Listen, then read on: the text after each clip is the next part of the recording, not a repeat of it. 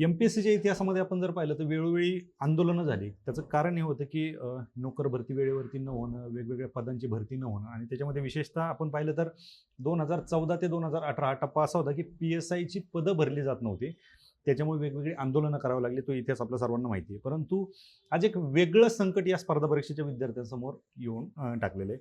आपण पाहतो की नुकताच काल राज्यसेवा पूर्व परीक्षेचा निकाल लागला आणि एम-पी-एस-सीच्या इतिहासामध्ये पहिल्यांदाच एम-पी-एस-सीची प्रोसेस एवढी फास्ट झाली की त्याच्यामध्ये 31 मेला जे काही राज्यसेवेची पूर्व परीक्षा झाली, लगेच दुसऱ्या दिवशी म्हणजेच 1 जूनला पहिली आन्सर की आली, 17 जूनला दुसरी आन्सर की आली आणि 22 जूनला रिझल्ट लागला. म्हणजे इतिहासामध्ये पहिल्यांदा असं घडतं एम-पी-एस-सीमध्ये की एवढे फास्ट म्हणजे एम-पी-एस-सी करू शकते, फक्त मानसिकता पाहिजे हे त्यांनी ते दाखवून दिलं.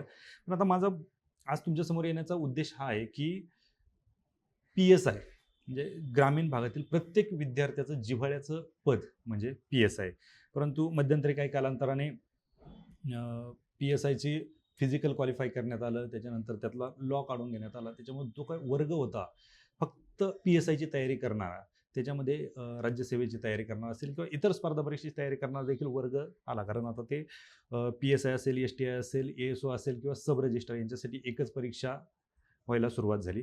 आता ह्या सगळ्या गोष्टी होत असताना सगळ्यात महत्त्वाचं म्हणजे 2023 आणि 2024ला पी-एस-आयच्या चांगल्या जागा आलेल्या असताना देखील विद्यार्थी फायनल रिझल्टला भेटले नाही. आपण जर पाहिलं तर पी-एस-आय 2023ला 374 पैकी फक्त 213 विद्यार्थी सिलेक्ट झाले आणि 2024ला 216 पैकी 181 विद्यार्थी फक्त सिलेक्ट झाले. म्हणजे 2023 आणि 2024मध्ये 196 विद्यार्थी किंवा 196 पदं ही रिक्त राहिली आणि 196 पदांमध्ये सगळ्यात जास्त पदं रिक्त राहण्याचं प्रमाण आहे ते ओपन कॅटेगरीचं. आता त्याची कारणं काय आहेत? जी कारणं हे आहेत की आपण पहा की सब रजिस्ट्रार, ए-एस-ओ, एस-टी-आय आणि पी-एस-आय ही 4 पदं कंबाईंड ग्रुप बी मधून भरली जातात. आणि जर आत्ताचं आपण उदाहरण घेतलं 2025ची जाहिरात, तर 2025मध्ये सब रजिस्ट्रारची 84 पदं आहेत, ए-एस-ओची 3 पदं आहेत आणि पी-एस-आयची 392 पदं आहेत, एस-टी-आयची 300च्या आसपास म्हणजे 290च्या आसपास काहीतरी पदं आहेत. तर ही पदं ज्यावेळेस भरली जातात, रिझल्ट लागतो. रिझल्ट लागल्याच्या नंतर सब रजिस्ट्रारच्या जागा आहेत 84, ए-एस-ओच्या जागा 3 आहेत. तर ए-एस-ओचं मेरिट हाय लागेल, त्यानंतर सब रजिस्ट्रार लागेल, त्यानंतर ए-एस-ओ लागेल, त्यानंतर पी-एस-आय लागेल. परंतु आपल्याकडे रिझल्ट लागताना जो कॅन्डिडेट पहिला आलेला आहे, आपण गृहीत धरू जो कॅन्डिडेट पहिला आहे, तो कॅन्डिडेट सब रजिस्ट्रारसाठी असेल, ए-एस-ओसाठी असेल, एस-टी-आयसाठी असेल आणि त्याची जर हाईट किंवा एज भरत असेल तर तो पी-एस-आयसाठी देखील असेल. त्याच्यामुळे होतंय काय, ज्या वेळेस पी-एस-आयचा ग्राउंडचा टप्पा येतो, त्या ग्राउंडच्या टप्प्यासाठी 1:4 हा रेशो निवडला जातो आणि ज्यावेळेस तो 1:4 रेशो निवडला जातो, तो रेशो निवडत असताना त्या 1:4 मध्ये सब रजिस्ट्रारमध्ये सिलेक्शन झालेला, ए-एस-ओमध्ये सिलेक्शन झालेला, एस-टी-आयमध्ये सिलेक्शन झालेला, हे सगळे कॅन्डिडेट हे पी-एस-आयच्या फिजिकलसाठी असतात आणि यातले बरेच कॅन्डिडेट असे आहेत की जे एस-टी-आय, सब रजिस्ट्रार, ए-एस-ओ इथे जॉईन होणार असतात, ते जॉईन करणार असतात आणि ते फिजिकलला येत नाहीत आणि फिजिकलला येत नसल्यामुळे पी-एस-आयच्या फिजिकलचा जो रेशो घेतलेला आहे 1:4 तो तिथं कमी होतो, विद्यार्थी मिळत नाहीत. आता जे विद्यार्थी येतात, तर तुम्हाला जसं सुरुवातीला सांगितलं पूर्वी फक्त पी-एस-आयचा अभ्यास करणाराच वर्ग तो पी-एस-आयची परीक्षा द्यायचा. आज प्रत्येकजण परीक्षा देतोय, कारण जर पास झालं तर मी ग्राउंडला जाऊन येतो आणि झालं तर ठीक, नाही झालं तर माझ्याकडे सब रजिस्ट्रार आहे, एस-टी-आय आहे, ए-एस-ओ आहे असा विचार करणारे देखील विद्यार्थी आहेत.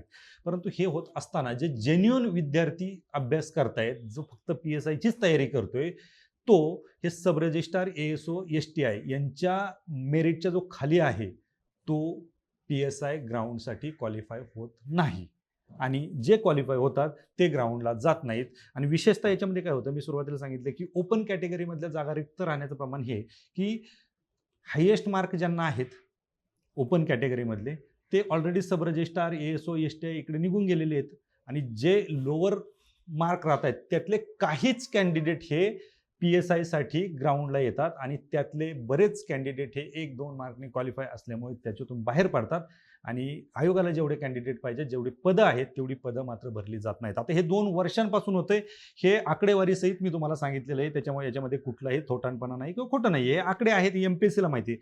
पण जर आज MPSCला माहिती आहे दरवर्षी ही पदं रिक्त राहतात. जर हे विद्यार्थ्यांना कळते, मी आज येण्याचं कारण आहे की बरेच विद्यार्थी भेटायला येत होते, बरेच विद्यार्थ्यांचे फोन येत होते की याच्यावरती तुम्ही काहीतरी आवाज उठवा, MPSCला याच्यातून काहीतरी समजणं गरजेचं आहे.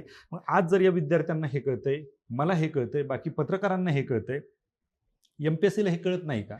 MPSC म्हणजे तज्ज्ञ बसलेले आहेत, त्यांनी MPSC सुधारवण्याचा प्रयत्न चालू आहे. MPSC सुधारवत आहेत. 11 महिन्यामध्ये रिझल्ट लावण्याचं त्यांचं टार्गेट आहे. हे असताना त्यांनी आज 22-23व्या दिवशी जर ऐतिहासिक निर्णय घेऊन त्यांनी राज्यसेवेचा रिझल्ट, पूर्व परीक्षेचा रिझल्ट लावलाय, तर ह्या गोष्टी त्यांच्या लक्षात येत नाहीत का?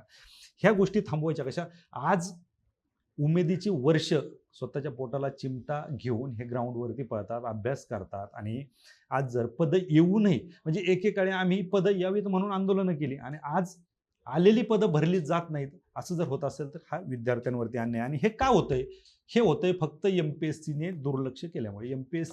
MPSCच्या आजपर्यंत लक्षात यायला पाहिजे. 2 परीक्षा झाल्या, ही 3री परीक्षा आहे. 2 परीक्षांमध्ये पदं रिक्त राहिले आहेत. 192 म्हणजे 196 पदं 2 परीक्षांमध्ये रिक्त राहिलेली आहेत. आणि इकडे पोलीस खात्याला गरज आहे, गरज असताना देखील याच्यात करायचंय काय? फक्त जर PSIच्या ग्राउंडचा रेशो जर वाढवला ना, फक्त रेशो वाढवायचा आहे. तो जो जेन्युइन कार्यकर्ता, जो जेन्युइन कॅन्डिडेट या परीक्षेसाठी तयारी करतोय, तो ग्राउंडवरती येईल. म्हणजे ज्याचा आउट ऑफ ग्राउंड आहे तो बाहेर पडतोय आणि ज्याला 50ही मार्क पडत नाहीत तो क्वालिफाय आहे. अर्थात त्याचा अधिकार आहे, तो स्वतःला आजमावणार आहे. तो पास झाला तर ठीक, नाही झाला तर त्याच्यासाठी दुसरी पोस्ट आहेच. परंतु MPSCने जर रेशो वाढवला, याच्यामध्ये सगळ्यात महत्त्वाचं, आता एकाच 4 जो रेशो घेताय तुम्ही, आता एकाच 4 जर रेशो घेतला, 392 PSIच्या जागा येतील, 1500-1600 विद्यार्थी तिथे घेतले जातील. परंतु या 1500-1600 कॅन्डिडेटमध्ये जवळपास आपण जर पाहिलं, सब रजिस्ट्रार 84, ASO 3 आणि STI 292-93 किंवा 300 जे काय म्हणजे जवळपास 450 विद्यार्थी हे ग्राउंडला असणार आहेत. पण ते PSIची तयारी करणार नाहीत, कारण ते ऑलरेडी दुसऱ्या पदावरती सिलेक्ट झालेले आहेत. कमीत कमी ही जागा भरून काढण्यासाठी, हे जर 400 विद्यार्थी कमी येणार आहेत, तर ही 400 विद्यार्थी कमी येण्यासाठी तुम्ही रेशो वाढवणं खूप गरजेचं आहे. आणि MPSCच्या लक्षात येणं खूप गरजेचं आहे. कारण हा जर रेशो वाढवला नाही तर पुन्हा पुढच्या वर्षी म्हणजे 2000, आणि त्यात तुमच्याकडे ऑप्टिंग आउटची सुविधा आता तुम्ही बंद केलेली आहे. ऑप्टिंग आउटचं इथं काही, ऑप्टिंग आउट जरी केलं तर हे कॅन्डिडेट तिथं असणारच आहेत. जो ग्राउंडपाशी मुकणार आहे तो मुकणारच आहे. त्याच्यामुळे MPSCला माझी विनंती आहे की एक साधी गोष्ट तुमच्या लक्षात येणं गरजेचं आहे. कदाचित ती तुमच्या लक्षातही आली असेल, ती इम्प्लिमेंट करण्याची गरज आहे. या 2025च्या जाहिरातीमध्ये आता जे काही रिझल्ट लागेल, त्या रिझल्टमध्ये विद्यार्थ्यांना रेशो वाढवून देणं गरजेचं आहे. माझी MPSCला या विद्यार्थ्यांच्या वतीने विनंती आहे की या परीक्षेच्या ग्राउंडमध्ये तुम्ही रेशो वाढवून द्या, तरच ही सर्व पदं भरली जातील. अन्यथा पुन्हा या विद्यार्थ्यांवरती अन्याय होईल आणि ही पदं रिक्त राहिल्याशिवाय दुसरा काही पर्यायच राहणार नाही आणि या विद्यार्थ्यांना पुन्हा एकदा नव्याने त्या परीक्षेला सामोरं जावं लागेल. शेवटी परीक्षा प्रक्रिया ही तुमच्या हातात आहे. तुम्ही 22 दिवसात जर रिझल्ट लावू शकता तर याच्यामध्ये बदल निश्चित करालच, कारण आज तुम्ही सकारात्मकतेने MPSCला घेऊन चाललेला आहात. तर नक्कीच अपेक्षा आहे की तुम्ही या परीक्षेमध्ये निश्चित रेशो वाढवून विद्यार्थ्यांवरती जो अन्याय होतोय तो अन्याय दूर कराल. थँक्यू.